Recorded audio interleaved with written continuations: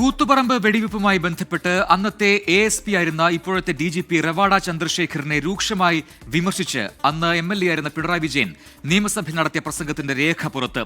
റവാഡ ചന്ദ്രശേഖറിനെതിരെ കൊലക്കുറ്റത്തിന് കേസെടുക്കണമെന്ന് പിണറായി വിജയൻ ആവശ്യപ്പെട്ടതായി ആ രേഖ വ്യക്തമാക്കുന്നു.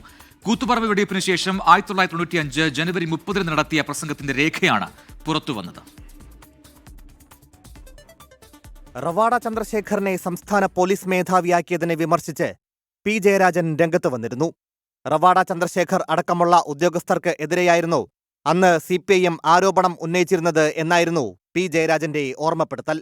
തൊട്ടുപിന്നാലെ കൂത്തുപറമ്പ് വെടിവയ്പിൽ റവാഡ ചന്ദ്രശേഖറിന് പങ്കില്ലെന്ന കോടതി ഉത്തരവ് ഉയർത്തിക്കാട്ടി CPIM-ഉം മുഖ്യമന്ത്രിയും വിമർശനങ്ങളെ പ്രതിരോധിച്ചു. എന്നാൽ P. ജയരാജന്റെ വാദം ശരിവയ്ക്കുന്നതാണ് നിയമസഭാ രേഖ. അടിയന്തര പ്രമേയ നോട്ടീസ് നൽകി പിണറായി വിജയൻ നടത്തിയ പ്രസംഗത്തിൽ അന്ന് ASP ആയിരുന്ന റവാഡ ചന്ദ്രശേഖറിനെ കടന്നാക്രമിക്കുന്നു. തലശ്ശേരി ASP റവാഡ ചന്ദ്രശേഖറിന്റെ നേതൃത്വത്തിൽ പോലീസ് സമരക്കാരെ അടിച്ചും എറിഞ്ഞും ഒതുക്കിക്കൊണ്ടിരുന്നു എന്ന് തുടങ്ങുന്ന ഒരു പത്ര റിപ്പോർട്ട് ഉദ്ധരിച്ചാണ് പിണറായി വിജയൻ പ്രസംഗം ആരംഭിച്ചത്.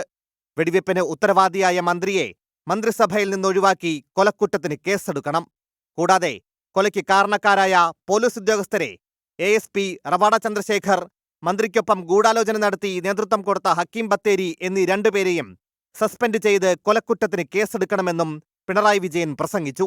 സംഭവത്തിൽ ഫസ്റ്റ് ഇൻഫർമേഷൻ സ്റ്റേറ്റ്മെന്റ് നൽകിയത് റവാഡ ചന്ദ്രശേഖർ ആണെന്നും പിണറായി വിജയൻ പ്രസംഗത്തിൽ പറയുന്നുണ്ട്. News desk 24.